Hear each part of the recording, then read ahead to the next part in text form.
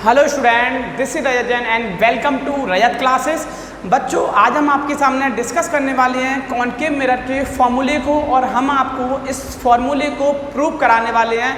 तो बच्चों, इस फॉर्मूले को प्रूव करने से पहले मैं आपको थोड़ा सा कॉन्सेप्ट बताता हूँ मैथमेटिक्स का, जो हम इस कॉन्सेप्ट में यूज़ करने वाले हैं। ठीक है बच्चों, तो इस कॉन्सेप्ट को प्रूव करने से पहले हम जानते हैं सिमिलर ट्रिंगल्स के बारे में।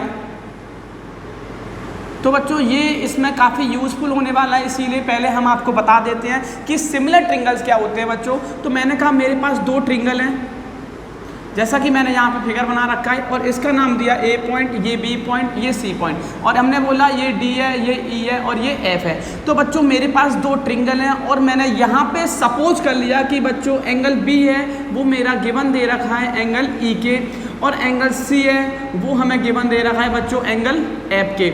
तो सबसे पहले हमने ये दोनों पॉइंट नोट डाउन किए। जैसा कि बच्चों हमें पता चल गया कि यहाँ पे दो ट्रिंगल के अंदर आपस में दो एंगल इक्वल हैं। अगर बच्चों दो एंगल इक्वल हैं तो हम यहाँ पे इस क्राइटेरिया का नाम बोलते हैं एंगल क्राइटेरिया। तो एंगल क्राइटेरिया से बच्चों हम बोल सकते हैं कि ट्रिंगल ABC है वो सिमिलर हो जाएगा बच्चों किसके, ट्रिंगल DEF के। अगर बच्चों दो ट्रिंगल सिमिलर अगर आपने प्रूव कर दिए तो उनकी कॉरस्पॉन्डिंग साइड का रेशियो सेम होता है। तो बच्चों एक वर्ड मिल रहा है यहाँ पे हमें, उनकी कॉरस्पॉन्डिंग साइड। तो कॉरस्पॉन्डिंग साइड का जेन्युइन मीन क्या होता है मैं आपको बताता हूँ। जैसा कि बच्चों यहाँ पे इस ट्रिंगल के लिए इसकी जो कॉरस्पॉन्डिंग साइड मैंने लिखा AB, तो इसके लिए दूसरे ट्रिंगल की जो कॉरस्पॉन्डिंग साइड होगी बच्चों वो हमारी DE। या फिर आप इसको ऐसे भी समझ सकते हो कि एंगल C और एंगल F आपस में इक्वल है, तो C के सामने की साइड अगर मैं AB लिखूंगा तो F के सामने की साइड में DE लिखूंगा। सिमिलरली बच्चों अगला स्टेप लिखूंगा, मैंने कहा B, और तो B के सामने की साइड अगर मेरी AC है तो यहाँ पे E के सामने की साइड मेरी DF होगी। अब बच्चों तो एक तीसरी साइड बची हुई है, तो जब ट्रिंगल सिमिलर हो चुकी है तो के सारे कॉरस्पॉन्डिंग पार्ट्स बच्चों आपस में कैसे होंगे, इक्वल होंगे। तो बच्चों सबसे पहले आप इस फॉर्मेट को अच्छे से नोट डाउन कर लेना साइड में, क्योंकि अपन को जितने भी फॉर्मेशन करने हैं इस फॉर्मेट को लास्ट तक यूज करना है। अब मैं आपको डायरेक्टली क्वेश्चन में बताता रहूंगा कि ट्रिंगल हमारे सिमिलर हैं, उनके दो एंगल आपस में इक्वल है। ठीक है बच्चों, तो ट्रिंगल सिमिलर मैंने आपको सिखाया है, इसी के साथ हम इसके डेरिवेशन को प्रूव करेंगे। ठीक है बच्चों, तो जैसा कि हमने आपके सामने इस फॉर्मेशन को बना रखा है, तो पहले तो मैं आपको इस फॉर्मेशन को क्लियर कर दूं कि इस फॉर्मेशन को हमें कैसे बनाना पड़ेगा। ठीक है बच्चों, तो जैसा कि मैंने आपको बता रखा था, मैं यहाँ पे आपको इस फॉर्मेशन को रफली बता दे रहा हूँ कि बच्चों जैसा कि मेरे पास एक कॉनकेव मिरर है। सबसे पहले मैंने यहाँ पे एक कॉनकेव मिरर बना दिया। मैंने कहा ये मेरे पास प्रिंसिपल एक्सिस है और इस पॉइंट को हम पोल बोलते हैं। यहाँ पे मैंने कहा ये इसका फोकस है, तो ये बच्चों उसका सेंटर ऑफ कर्वेचर हो जाएगा। ठीक है बच्चों, तो हमने कहा कि मेरे पास जो ऑब्जेक्ट है उसको मैंने बियॉन्ड C रखा है। तो बच्चों जब मैंने ऑब्जेक्ट को बियॉन्ड C रखा है तो यहाँ पे कॉनकेव मिरर के जो हम रूल्स पढ़ते हैं, तो मैं आपको बता दूँ कि रूल्स हमें 2 या 3 रूल हम अप्लाई कर सकते हैं। तो बच्चों यहाँ पे सबसे पहले मैंने रूल को अप्लाई किया है, अगर कोई लाइट प्रिंसिपल एक्सिस के पैरेलल जाएगी, तो जैसा कि बच्चों हमने कहा ये प्रिंसिपल एक्सिस के पैरेलल जा रही है और बच्चों ये फोकस से पास हो जाएगी। तो सबसे पहले इस फिगर में मैंने एज इट इज यही फिनोमिनन यूज किया है। मैंने कहा ये लाइट प्रिंसिपल एक्सिस के पैरेलल गई और ये फोकस से पास हो गई। सिमिलरली बच्चों सेकंड फिनोमिनन हम यूज करते हैं। मैंने आपको बता रखा है कि अगर कोई लाइट सेंटर ऑफ कर्वेचर से पास होती है तो अलोंग द सेम एक्सिस, उसी एक्सिस पे वापस लौटती हुई दिखाई हमें पड़ती है। ठीक है बच्चों, तो हमने सबसे पहले इस फिगर को कंस्ट्रक्ट किया और मैंने कहा ये हमारा ऑब्जेक्ट ये हमारा इमेज बन के आ गया। लेकिन बच्चों इसमें थोड़ा सा हमने कंस्ट्रक्शन किया। मैंने कहा कि ऑब्जेक्ट से एक लाइट पोल पे डाली, तो पोल पे डालने के बाद बच्चों जितने एंगल से जाती है और उतने ही एंगल से वापस निकल जाती है, मतलब रिफ्लेक्ट होके उतने ही एंगल से आगे बढ़ जाती है। तो इसीलिए हम बोलते हैं कि angle of incidence is always equal to angle of reflection. तो बच्चों यहाँ पे मैंने ये फिनोमिनन आपके सामने यूज किया है। अब इस फिनोमिनन के अंदर मैं आपको सबसे पहले बताऊंगा कि यहाँ पे हम कौन कौन सी डिस्टेंसों को यूज करने वाले हैं। ठीक है बच्चों, तो आपको पता होना चाहिए कि जितनी भी डिस्टेंस मेजर की जाती हैं वो पोल से मेजर की जाती हैं। तो बच्चों यहाँ पे सबसे पहले हम आपको बताते हैं, ये मेरा ऑब्जेक्ट AB है और ये इसकी जो इमेज बन के आई है इसको मैंने नाम दिया है A' और B'। ठीक है बच्चों, यहाँ पे ये F हमारा फोकस है, C हमारा सेंटर ऑफ कर्वेचर है। ठीक है बच्चों, ये मिरर पे यहाँ पे टच किया, इस पॉइंट का नाम मैंने M बोल दिया, M फॉर मिरर बोल दिया है। ठीक है बच्चों, तो तो अब हम आपको बताएंगे सबसे पहले थोड़ी डिस्टेंस के बारे में। जैसा कि बच्चों यहाँ पे आपको इस फिगर में थोड़ा सा एनालाइज होता है कि हम जानते हैं कि पोल से फोकस तक की डिस्टेंस को हम बोलते हैं फोकल लेंथ, तो ये डिस्टेंस हमारे पास f होती है। तो बच्चों यहाँ पे हम यूज करेंगे कि pf की जो हमारे पास वैल्यू है वो f गिवन है, ठीक है बच्चों। और नेगेटिव क्यों लिया है, क्योंकि किसी भी मिरर में अगर हम इसके सामने फ्रंट पे जाते हैं तो ये सारी नेगेटिव और बिहाइंड जाएंगे तो सारी पॉजिटिव। आप इसको अकॉर्डिंग टू कार्टेशियन प्लान भी समझ सकते हैं कि कार्टेशियन प्लान में इधर सारी वैल्यू पॉजिटिव और इधर की सारी वैल्यू नेगेटिव, ठीक है बच्चों। तो यहाँ पे pf की वैल्यू हमें f मिली। अब बच्चों यहाँ पे ऑब्जेक्ट हमने कहाँ प्लेस किया था, b, यह हमारा ऑब्जेक्ट है, यानी कि हम बोल सकते हैं b से लेके p तक की डिस्टेंस को माइनस का u, बिकॉज पोल से ऑब्जेक्ट की डिस्टेंस को हम ऑब्जेक्ट डिस्टेंस बोलते हैं, जिसको हम u से डिनोट करते हैं। अब बच्चों इसका इमेज फॉर्मेशन कहाँ बना है, तो इमेज हमारा ये बना है a डैश और b डैश, यानी कि बच्चों यहाँ से हम बोल सकते हैं कि जो हमारे पास v डैश p की वैल्यू है वो माइनस का v है, क्योंकि बच्चों ये भी इसी तरह बना हुआ है, यानी कि फ्रंट ऑफ द मिरर, तो v की वैल्यू भी कैसी होने वाली है, नेगेटिव होने वाली है। अब बच्चों यहाँ पे मैं आपको बता दूँ कि पोल से सी तक की डिस्टेंस को, यानी कि पी ऑफ सी या सी ऑफ पी कुछ भी लिख सकते हैं, इस डिस्टेंस को हम रेडियस ऑफ कर्वेचर के नाम से जानते हैं, तो यहाँ पे हम इसको माइनस का आर बोल सकते हैं। तो बच्चों ये सब डिस्टेंसों को हम यूज करेंगे। अब इसी के साथ हम सिमिलरिटी का कॉन्सेप्ट को यूज करेंगे और हम दो ट्रिंगल को हाईलाइट करते हैं इसमें, और अगर आपने ट्रिंगल को अच्छे से यहाँ पे पकड़ लिया तो बच्चों आप इसको आसानी से कर लोगे। तो बच्चों सबसे पहले मैं यहाँ पे डिस्कस करूँगा, मैंने लिखा इन ट्रिंगल ए डैश और बी डैश और दूसरा सी। तो बच्चों हम इस ट्रिंगल की बात कर रहे हैं, इसका नाम मैंने लिया है ए डैश बी डैश और सी, ठीक है बच्चों, ए डैश बी डैश और सी। और बच्चों दूसरा ट्रिंगल जो मैंने लिया है तो यहाँ पे मैंने यूज किया है एन ट्रिंगल ए बी और सी, ठीक है बच्चों। तो अब हम पहले आपको बताते हैं कि ये ट्रिंगल हमारे रियलिटी में सिमिलर हैं। तो सिमिलर जानने के लिए बच्चों हमने आपको बता रखा है कि कोई भी दो एंगल को आप इक्वल करोगे तो बच्चों यहाँ पे आपको एनालाइज हुआ कि ये दोनों एंगल हमारे वर्टिकली अपोजिट एंगल हैं और ये हमारा 90 डिग्री है और सिमिलरली ये भी हमारा 90 डिग्री है। तो बच्चों यहाँ से हम बोल सकते हैं कि ट्रिंगल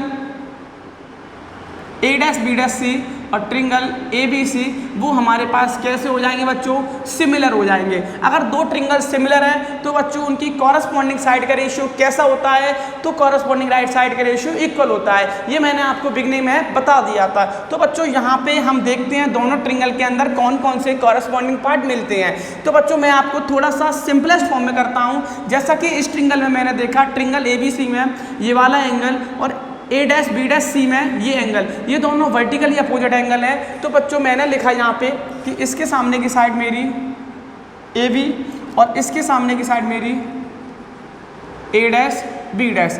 तो यहाँ पे मैंने सबसे पहले इसकी ये दोनों हाइट ऑफ ऑब्जेक्ट और हाइट ऑफ इमेज का यूज किया था, कॉरस्पॉन्डिंग साइड लिखा। अब बच्चों जिस ट्रिंगल में आपने पहले यूज किया था सिमिलरली उसमें अगेन फिर से जाएंगे। तो यहाँ पे हमने देखा कि छोटी वाली ट्रिंगल के लिए हम लिखते हैं बी सी और बड़े वाले ट्रिंगल के लिए हम इसी को लिखेंगे बी डैश सी।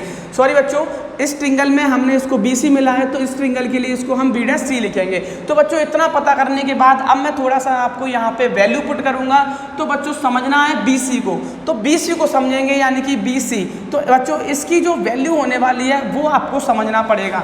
तो बच्चों बी और सी की जो वैल्यू होगी तो थोड़ा सा एनालाइज करते हैं। ये जो बी से लेके पी तक की डिस्टेंस है वो हमारे पास यू है, तो बी सी की जगह मैं लिख सकता हूँ बी पी और माइनस का मैं इसमें से माइनस कर देता हूँ सी पी, ठीक है बच्चों। और अपॉन में मेरा क्या लिखा है बी डैश सी। तो बी डैश सी आपको दिख रहा होगा कि बी डैश सी हमारा ये छोटा सा पोर्शन है। तो इसकी वैल्यू को हम कैसे आइडेंटिफाई कर सकते हैं, तो यहाँ पे मैं बता दूँ इसकी वैल्यू को आइडेंटिफाई करने के लिए मैंने लिखा सी पी और माइनस का बी डैश पी। तो बच्चों पहले आप इसको फिर से समझोगे कि हमें बी सी की वैल्यू चाहिए थी, यानी कि इतनी सी वैल्यू हमें चाहिए। तो इतनी सी वैल्यू को निकालने के लिए मैंने क्या किया बच्चों, मैंने कहा इस पूरी बी पी में से मैं सी पी को माइनस कर देता हूँ तो ये बी सी मिल जाएगा। और दूसरी वैल्यू बच्चों हमें बी डैश सी चाहिए, यानी कि बी डैश सी हमें ये वैल्यू चाहिए। तो इसको निकालने के लिए वैल्यू बच्चों बोला कि अगर मैं पूरी सी पी में से बी डैश पी को माइनस कर दूंगा तो ये वैल्यू मुझे मिल जाएगी। अब बच्चों इतना लिख लिया है मैंने यहाँ से, तो अब हम इसकी ठीक है बच्चों, तो अब हम इसमें इस फंक्शन की वैल्यू को पुट करेंगे।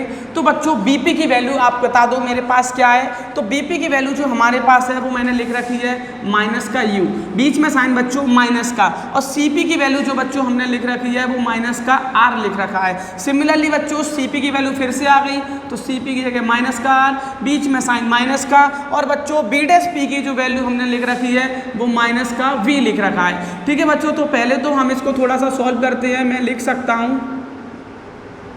क्या बच्चों, यहाँ पे लिखूंगा माइनस का यू और प्लस का आर, और यहाँ से लिखा तो माइनस का आर और प्लस का वी, और इसको बच्चों मैंने बोल दिया इक्वेशन नंबर फर्स्ट। तो इक्वेशन नंबर फर्स्ट के बाद अब हम एक दूसरे ट्रिंगल को ढूंढते हैं और उसमें फिर से सिमिलरिटी का कॉन्सेप्ट को यूज करते हैं। तो बच्चों अब की बार जो हमें ट्रिंगल मिलने वाला है तो उसको मैंने लिखा कि ट्रिंगल हमारे पास है वो ABP है। ट्रिंगल का नाम बच्चों ABP।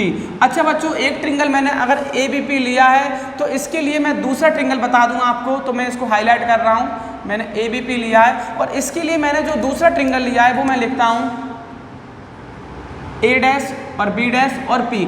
तो बच्चों जैसा कि दो ट्रिंगल हमने हाईलाइट कर लिए हैं, अब दो ट्रिंगल मैंने ले रही हैं तो इनमें मैं सबसे पहले सिमिलरिटी के रूल को यूज करता हूं। तो बच्चों ABP को पकड़ते हैं, तो ABP मेरे पास ये ट्रिंगल है और A dash B dash P हमारे पास ये ट्रिंगल है। तो बच्चों ये अगेन हमारे पास सिमिलर ट्रिंगल है। तो बिकॉज सिमिलर ट्रिंगल आपको पता है कि इस ट्रिंगल में यहाँ पे R और इस ट्रिंगल में यहाँ पे I, तो angle of incidence is also equal to angle of reflection. तो एक तो एंगल पता चला, और दूसरा बच्चों हम बोल सकते हैं कि इसमें ये 90 और इसमें ये 90, तो ये भी आपस में सिमिलर हो जाएंगे। अगर ट्रिंगल सिमिलर है तो मैं यहाँ पे लिख सकता हूँ कि ट्रिंगल ABP और सिमिलर है triangle A dash B dash P। तो बच्चों सबसे पहले तो हमने दो ट्रिंगल को सिमिलर कर लिया है, तो अब फिर से इसकी कॉरेस्पॉन्डिंग साइड को उठाते हैं। तो बच्चों मैंने बोला कि इस बड़े वाले ट्रिंगल में I के सामने की साइड वो मेरे पास AB है, तो छोटे वाले ट्रिंगल में R के सामने की साइड मेरे पास A डैश B डैश है। ठीक है बच्चों, तो अब उनके बेस को देखते हैं। तो बड़े वाले ट्रिंगल का जो बेस मिलेगा वो हमें BP मिलेगा, और छोटे वाले ट्रिंगल का जो हमें बेस मिलेगा वो B डैश P मिलेगा। तो इतना करने के बाद अब हम आपको बताते हैं कि इसकी वैल्यू को पुट करेंगे और क्वेश्चन को आसानी से आइडेंटिफाई कर लेंगे। ठीक है बच्चों, तो अब सबसे पहले VP को देखते हैं, यानी कि BP। तो ये पूरी वैल्यू है, तो बच्चों इसकी पूरी वैल्यू हमें पता है। BP की जो वैल्यू हमें गिवन है वो माइनस का U गिवन है, और B डैश P की वैल्यू भी बच्चों हमें पता है जो गिवन है वो हमारे पास माइनस का V गिवन है। तो माइनस माइनस कैंसिल आउट किया, यानी कि यहाँ से जो वैल्यू मिली वो U अपॉन V मिली, और बच्चों इसको मैंने इक्वेशन नंबर सेकंड बोल दिया। अब बच्चों अब हम आपको थोड़ा सा एनालाइज कराते हैं। जैसा कि आप इन दोनों इक्वेशनों से एनालाइज करोगे कि AB upon A dash B dash is also equal to AB upon A dash B dash. तो फर्स्ट एंड सेकेंड से हमें एक चीज़ पता चला फ्रॉम फर्स्ट एंड सेकेंड से, ये दोनों आपस में इक्वल है, तो यहाँ पे मैं इसको भी इक्वल लिख सकता था,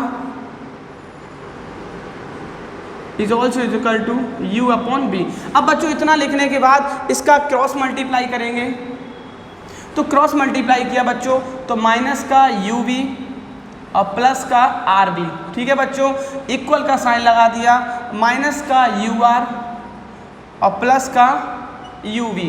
तो इतना करने के बाद अब आपको थोड़ा सा विजुलाइज हो रखा होगा कि ये भी UV फंक्शन है और ये भी UV फंक्शन है। तो UV फंक्शन दोनों को सेम साइड किया मैंने। ठीक है बच्चों, तो अब यहाँ से मैं क्या करूँगा, सबसे पहले सेम फंक्शन को वन साइड अरेंज करूँगा। तो जैसा कि मैं आपको बता दूँ, मैंने लिखा मेरे पास VR फंक्शन है और इसके साथ मैंने लिखा UR फंक्शन, और बच्चों ये भी UV नेगेटिव था, ये भी UV है, तो UV और UV को सेम साइड लिखा, और UV और UV को जोड़ के हमें पता चल गया 2UV मिल गया। बच्चों अब मैं क्या करूँगा, यहाँ पे सबसे पहले मैं यहाँ से R को कॉमन लिया तो हमें मिला V प्लस U, और यहाँ पे R मिला और यहाँ पे मिला 2UB। ठीक है बच्चों, तो अब इसको थोड़ा सा यहाँ पे मैं करता हूँ।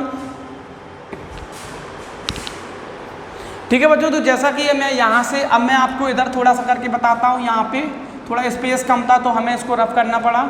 ठीक है बच्चों, और यहाँ पे मिला 2UB। बी। तो इतना इक्वेशन हमें पता चल चुका है। अब हम इसमें थोड़ा सा बी अब प्लस यू को तो एज इट इज लिखा, इस 2uv के साथ मैंने यहाँ पे r को लिखा।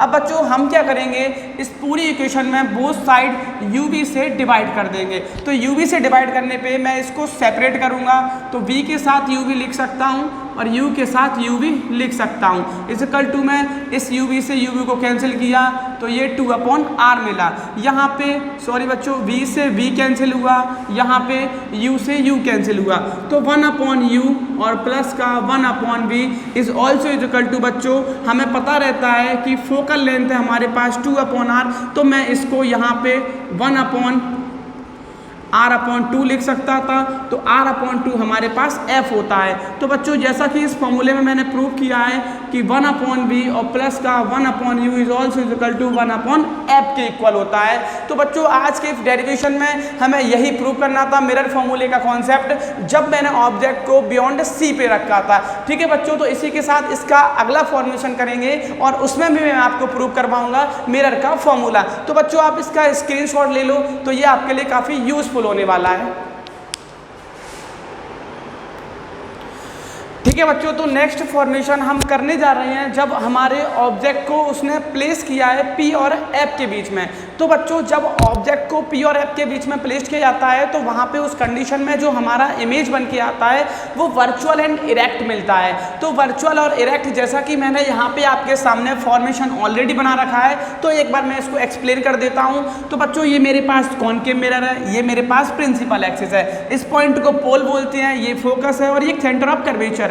पोल से फोकस की डिस्टेंस और F और C के बीच की डिस्टेंस इक्वल रहती है बच्चों। तो पोल और फोकस के बीच की डिस्टेंस को हम फोकल लेंथ कहते हैं, जिसको मैंने स्मॉल f से डिनोट कर रखा है। ठीक है बच्चों, अगर ये डिस्टेंस f है तो बच्चों ये भी डिस्टेंस कितनी हो जाएगी, f हो जाएगी।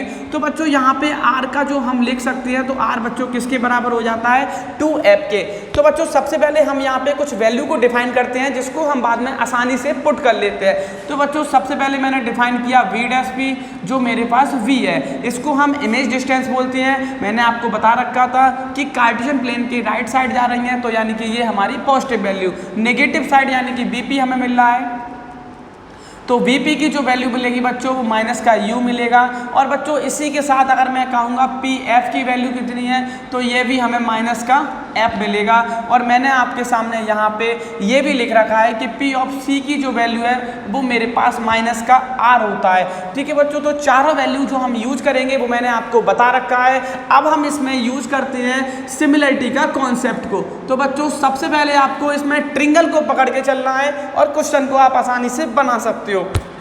तो बच्चों सबसे पहले मैंने कहा यहाँ पे जो मैंने एक ट्रिंगल को डिफाइन किया है, तो उस ट्रिंगल का नाम है मेरे पास ABC और इसी के कॉरस्पॉन्डिंग ट्रिंगल मैंने लिखा A', B', C और दूसरा ट्रिंगल जो हमने डिफाइन किया है तो ट्रिंगल ABC। तो सबसे पहले तो बच्चों ये ट्रिंगल सिमिलर होंगे या नहीं होंगे, पहले हम इस चीज़ को क्लियर करेंगे। यानी कि बच्चों मैं हाईलाइट करता हूँ, ये मैं दो ट्रिंगलों के बारे में बात कर रहा हूँ, एक तो बड़ा ट्रिंगल है और एक छोटा ट्रिंगल है। तो बच्चों आपको पहले तो कुछ कॉमन दिख रहा होगा कि मेरे पास एंगल C दोनों ट्रिंगलों में कॉमन है, तो एक तो एंगल कॉमन मिला, इसी के साथ दोनों 90 डिग्री फॉर्म्ड कर रहे हैं। यहाँ पे ये 90 फॉर्म्ड हुआ और ये 90 फॉर्म्ड हुआ, तो ट्रिंगल हमारे दोनों सिमिलर हो चुकी हैं। तो मैं यहाँ पे लिख सकता था कि triangle ABC similar of triangle A', B', C। अगर बच्चों ट्रिंगल सिमिलर हो जाते हैं तो उनकी कॉरस्पॉन्डिंग साइड का रेशियो सेम मिल जाता है। तो जब मैंने इस छोटे वाले ट्रिंगल में देखा तो छोटे वाले ट्रिंगल में उसकी साइड थी AB और बड़े वाले के लिए हम लिख सकते हैं A' और B'। बच्चों छोटे वाले के लिए जो डिस्टेंस हमें मिलेगी बेस की तो उसको हम BC लिखेंगे और बड़े वाले के लिए जो हमें डिस्टेंस मिलेगी उसको हम B', C लिखेंगे। तो बच्चों सबसे पहले इतना कलेक्शन हमने यहाँ पे कलेक्ट किया। अब हम BC और B', की वैल्यू को पुट करेंगे। तो बच्चों BC की वैल्यू पहले आप बता दो हमें क्या होने वाली है। तो बच्चों BC हमारे पास ये फंक्शन गिवन है, तो इस BC की वैल्यू निकालने के लिए आप बताओ कि मुझे क्या लिखना पड़ेगा। तो बच्चों इस BC की जगह मैं क्या कर सकता हूँ, इसको आप बताओ। तो बच्चों जैसा कि हम इस BC की जगह क्या पुट करेंगे, तो BC हमारा ये फंक्शन है बच्चों। तो इसको मैंने देखा कि मैं अगर पूरा BC में से BP को माइनस कर दूं तो हमें BC मिल जाएगा। तो बच्चों इसको मैं मेजर करता हूं। यहाँ पे सबसे पहले मुझे BC आइडेंटिफाई करना था, तो इस BC की जगह मैं क्या लिखने वाला हूं, सबसे पहले मैंने लिखा CP और इसमें से बच्चों मैंने क्या माइनस कर दिया, तो इस CP में से बच्चों क्या माइनस करोगे, BP को माइनस करोगे अपॉन है बच्चों। अब मुझे B' की वैल्यू चाहिए, यानी कि इस पूरे की वैल्यू, तो यहाँ पे इसको प्लस कर दो। तो मैंने लिखा CP के साथ मैंने ऐड कर दिया B' को। अब बच्चों इनकी वैल्यू हमें पता है, तो पहले हम इसकी वैल्यू को सब्स्टिट्यूट करेंगे, यहाँ पे इनकी वैल्यू को पुट करेंगे। तो बच्चों CP, तो CP की वैल्यू हमारे पास कितनी थी, माइनस का R फंक्शन था, ठीक है बच्चों। BP, तो BP की वैल्यू माइनस U है, तो माइनस U के रिस्पेक्ट में ये प्लस U हो जाएगा। CP की वैल्यू अगेन बच्चों मैंने माइनस का R लिखा, लेकिन B' की वैल्यू, तो B' की वैल्यू हमें ये पूरा देखना पड़ा।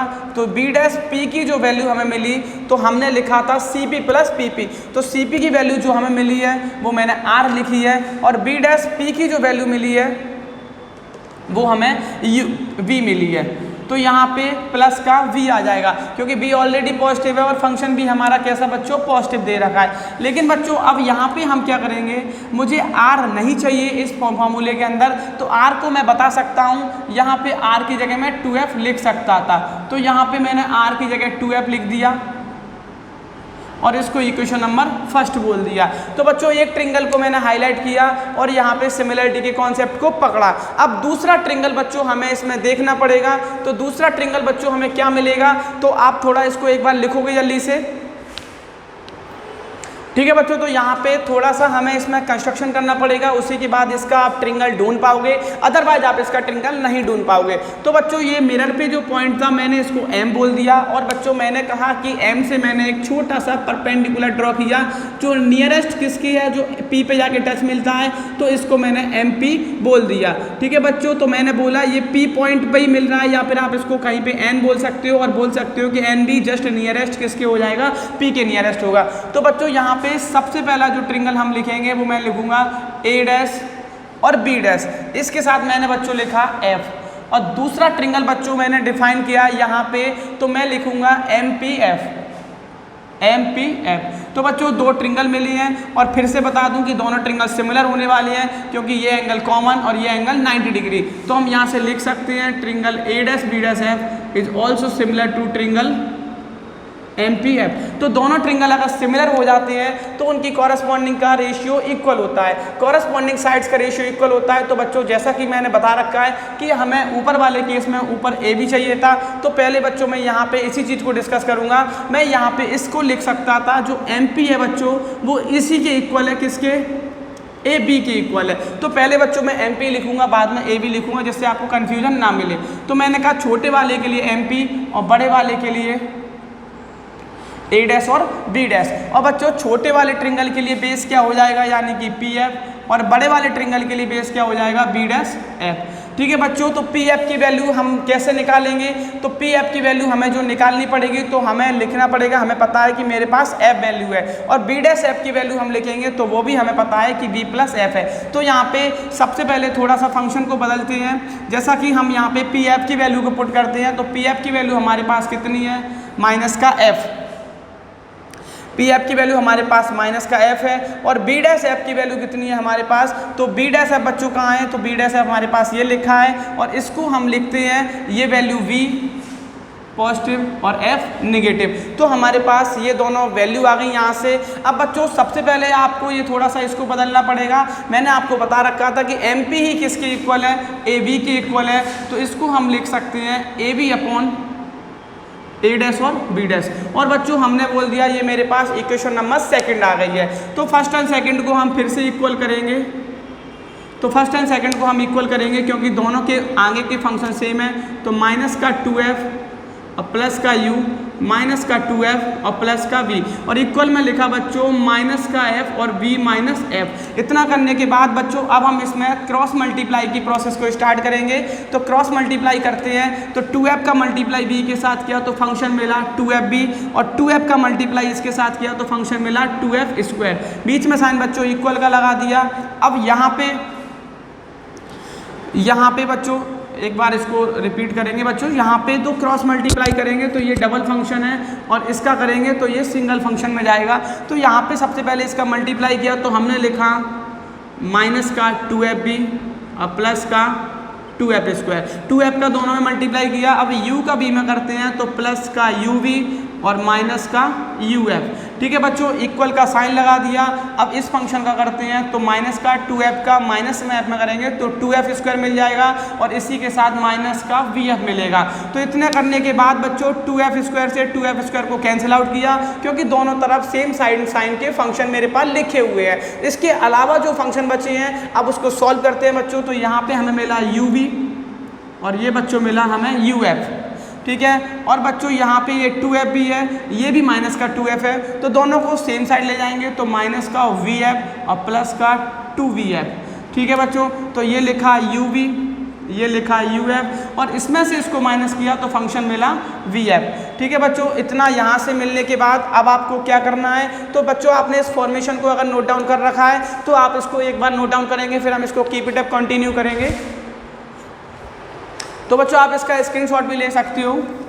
तो अब हम आपको बताएंगे इसके आगे और इसका फाइनल आंसर निकालेंगे, और फाइनल आंसर बहुत से बच्चों ने तो निकाल भी लिया होगा। तो बच्चों हम क्या करेंगे, uv को तो मैंने एक साइड रखा, बाकी वहाँ पे vf लिखा था, और uf को भी अपोजिट साइड ले जाएंगे तो प्लस का uf हो जाएगा। बच्चों मैंने क्या किया, uvf से मैंने डिवाइड कर दिया, तो यहाँ पे भी डिवाइड किया uvf, और यहाँ पे भी डिवाइड किया uvf। डिवाइड करने के बाद बच्चों यहाँ पे uv से uv कैंसिल, यहाँ पे v और f आपस में कैंसिल, यहाँ पे u और f आपस में कैंसिल। तो बच्चों यहाँ पे फंक्शन मिला 1/f, और यहाँ पे फंक्शन मिला 1/u, और यहाँ पे फंक्शन मिला बच्चों हमें कितना, 1/v। ठीक है बच्चों, तो ये मैंने फिर से आपके सामने एक बार मिरर का फॉर्मूला आपके सामने प्रूव किया है। ठीक है बच्चों, तो अगर आपको ये बिल्कुल अच्छे से क्लियर हो गया हो तो वीडियो को लाइक, शेयर और सब्सक्राइब जरूर कर दें। इसी के साथ हम इसके फॉर्मेशन आगे और कंप्लीट करेंगे, 2 फॉर्मेशन भी आपको और बताएंगे, फिर हम कॉन्वेक्स मिरर, इसी को हम कंटिन्यू करते रहेंगे। All the best.